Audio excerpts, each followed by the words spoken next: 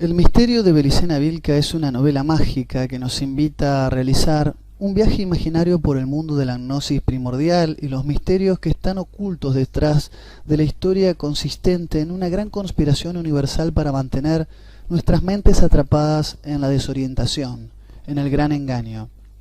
Este relato, en primera persona, es contado por el protagonista, Arturo Signagel, un joven psiquiatra que conoce a una misteriosa mujer, una doncella de ascendencia incaica llamada Belicena Vilca, internada en el pabellón B de enfermos incurables del Hospital Neuropsiquiátrico Dr. Javier Patrón Isla, en Salta. Esta princesa hiperbórea le cambiará la vida para siempre al adentrarlo en una historia en la que finalmente él será una pieza clave. Durante un año, el Dr. Signagel da tratamiento a Belicena Vilca y a pesar de ver en ella un gran carisma, a una atrapante personalidad, jamás logró darle de alta. Belicena Vilca, por su parte, se dedicó desde el comienzo a escribir su historia, guardando celosamente el contenido de sus escritos, evitando que alguien pueda siquiera verlos. Belicena Vilca, de 47 años, aunque su aspecto la hacía parecer menor, era una mujer especial, de trato culto y sereno. El día que Signagel la acompañó por primera vez al pabellón B, Belicena Vilca lo miró y leyendo el letrero metálico con su nombre inscripto en el bolsillo de su guardapolvos le dijo: «Tiene usted un nombre mágico, Oso de la Garra Victoriosa». Lo cual era cierto si advertimos que Arctros significa oso, Sig victoria y Nagel garra. Pero no se trataba del mero conocimiento etimológico de las palabras griegas y alemanas, sino de la posibilidad, dijo Belicena Vilca, de ver con la sangre. Su cuadro psiquiátrico era el de esquizofrenia aguda y llevada a esas dependencias por miembros del ejército en épocas del proceso de reorganización nacional en las que la persecución de miembros de la subversión era cosa cotidiana. Belicena Vilca estaba sospechada de formar parte de aquellas organizaciones terroristas. Fue interrogada por los militares que ya la habían diagnosticado demencia senil, excusa para aplicarle terribles drogas y doblegar su voluntad. Pero la historia, en verdad, comienza cuando entre las 0 y las 2 a.m. del 6 de enero de 1980, Belicena Vilca es asesinada. Era Noche de Reyes y el doctor Cortés, quien dirigía el hospital, volvía de repartir regalos de un orfanato aún disfrazado, cuando se enteró de que en la institución que tenía a cargo una interna había sido estrangulada hasta la muerte. Estrangulamiento ejecutado con una cuerda hecha con cabello humano trenzado, color marfil, ya que estaba teñido con lechada de cal, y en sus extremos tenía piezas metálicas, 2 medallas de oro, una grabada con un trébol de 4 hojas y otra con un fruto de granada, joyas sin lugar a dudas que tenían simbolismos masónicos y que el doctor Signagel pudo reconocer en una exposición del Rotary Club. Las medallas estaban al dorso caladas con una estrella de David y una inscripción: Ada es si de Daroi Macbeth, cuyo significado era victoria, el divino druida hijo del jabalí. Lo faltante en la celda, el portafolios con los escritos de Belicena Vilca. La espectroscopía molecular del arma homicida arrojó que la composición material de la aleación metálica de las medallas provenía de España, de la zona del río Tinto, en la provincia de Huelva, muy utilizado para rituales masónicos de grado 33 de Caballero Kadosh.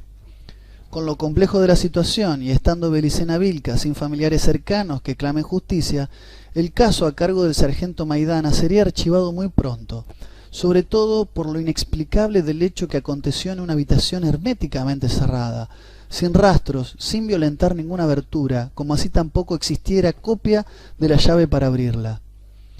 Arturo Signagel se disponía ese fin de semana a descansar en la casa de sus padres, en Cerrillos, a 18 kilómetros de Salta. La madre de Arturo, de nombre Beatriz, era propietaria de una hermosa finca en la que vivía con su esposo y su hija Catalina, sus nietos, hijos de esta última. Pero se encuentra que desde hace 5 días Esperaba por él un paquete que contenía un portafolio con la copia traducida de la extensa carta que Belicena Vilca había hecho para él, indudablemente para protegerla de sus verdugos, y que cambiaría la vida del joven psiquiatra para siempre. En la carta, Belicena Vilca confiesa venir de un linaje noble, ser miembro de una familia poseedora de un secreto mortal guardado durante siglos y que, al morir, estaba completando una voluntad, un importante papel con el fin de preservar tal secreto. Secreto que hará consciente al doctor Signagel de la existencia de un gran engaño y que le posibilitará el camino para acceder a una sabiduría que le orientará en el camino de regreso al origen. Explica que su hijo, Noyo Vilca, no fue secuestrado por subversivo, sino que va camino a Córdoba, a la caverna de Parsifal, para transportar la espada sabia de la casa de Tarsis, sus ancestros.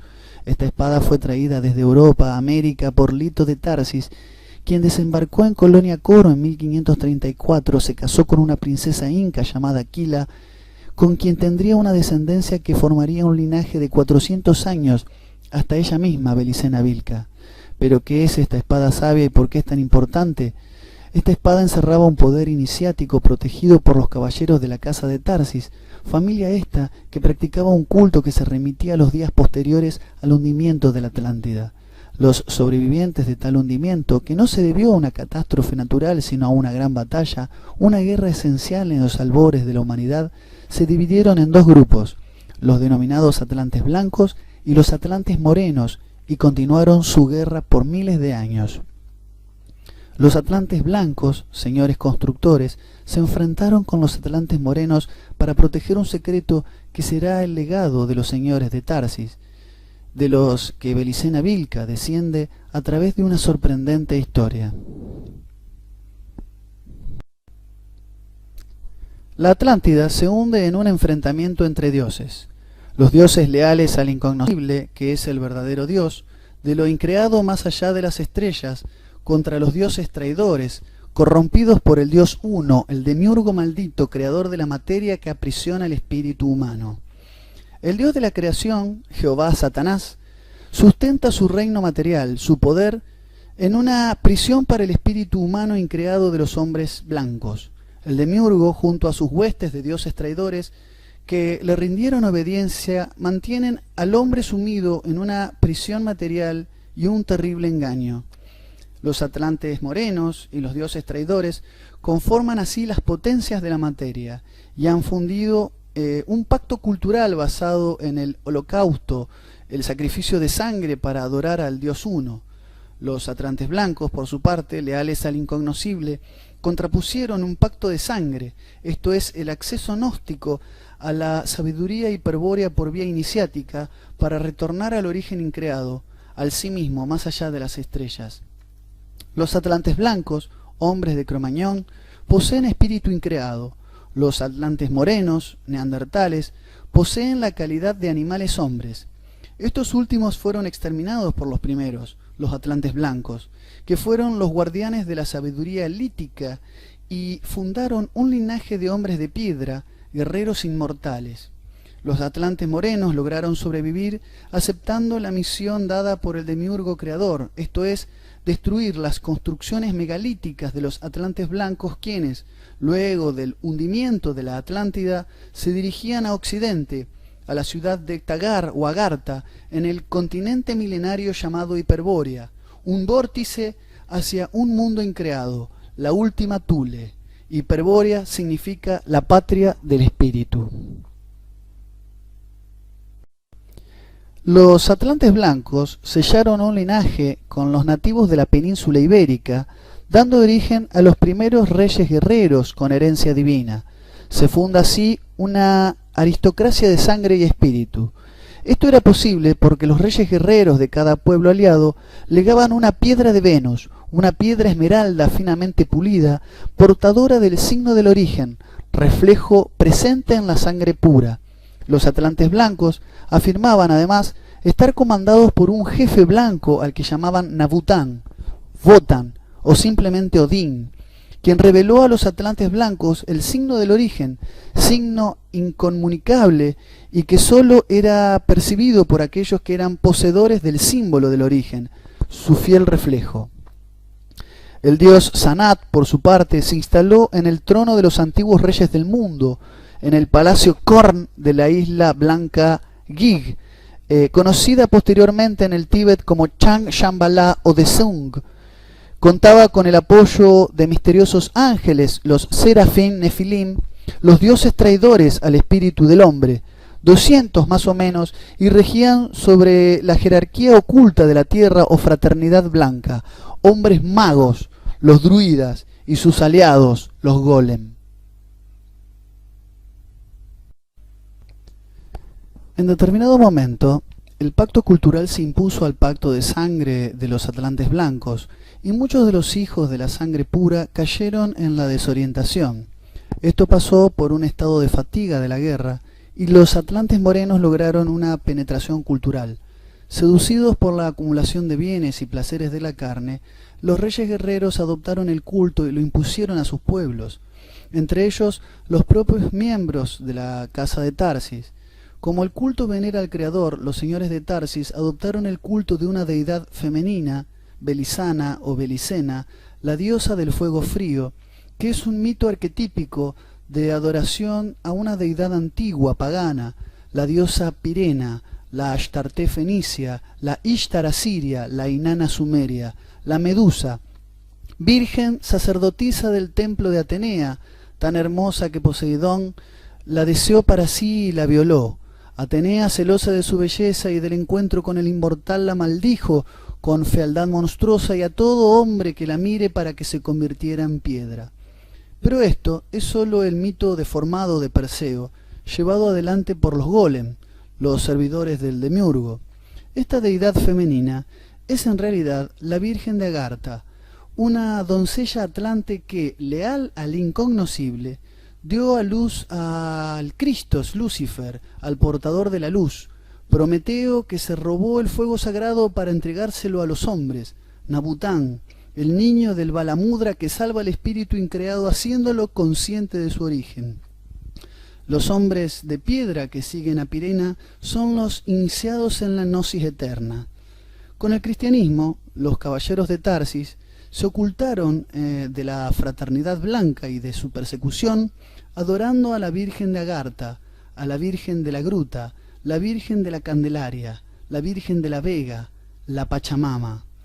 Pero Vera y Birsa, demonios inmortales, sicarios de Jehová Satanás, protegidos por Bina Shekinah, destruyeron a gran parte del linaje de Tarsis. Estos adoptaron el barbo unicornio como signo de la familia y se consagraron a Beleno, Apolo, y Belisana, su esposa.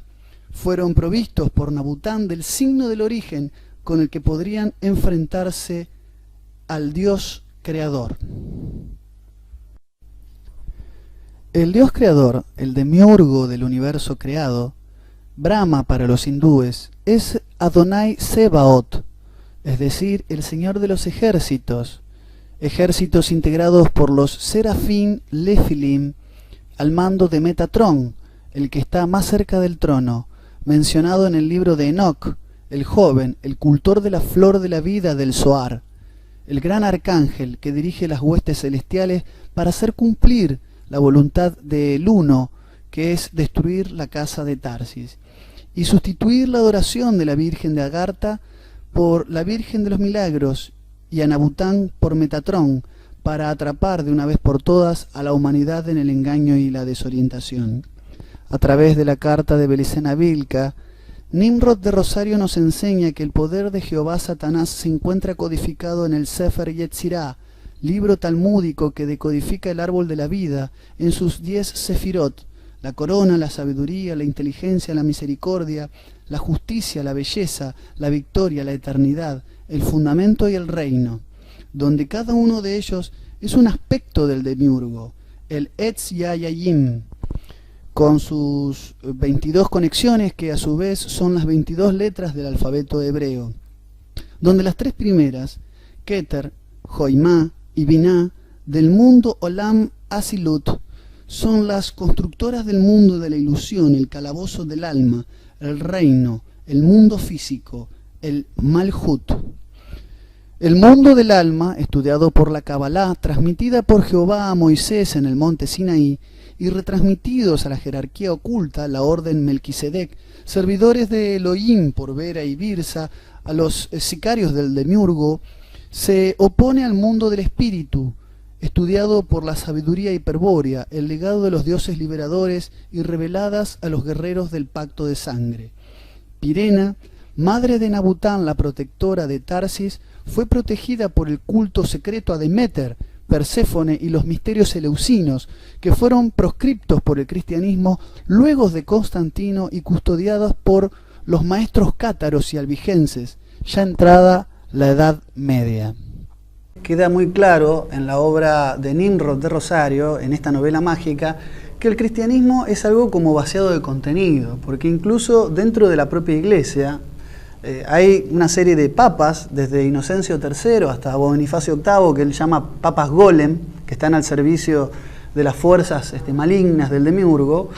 Hay una serie de congregaciones y de órdenes, como los cistercienses, los jesuitas, los benedictinos, que él considera que son golem.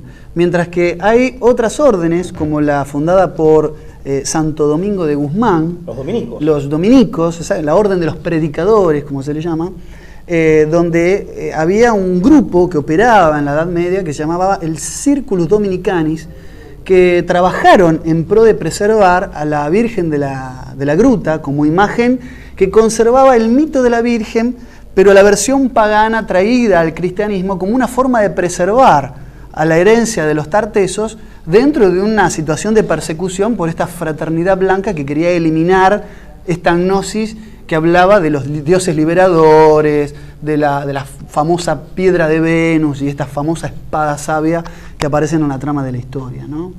Vos sabés que la historia, más allá de esta introducción que hicimos en el primer bloque, se centra en que esta batalla esencial o batalla primordial se va a definir después del Kali Yuga, al fin de los días, en una batalla final, donde esta piedra de Venus o esta espada sabia van a tener un rol preponderante para liberar el espíritu, el espíritu humano.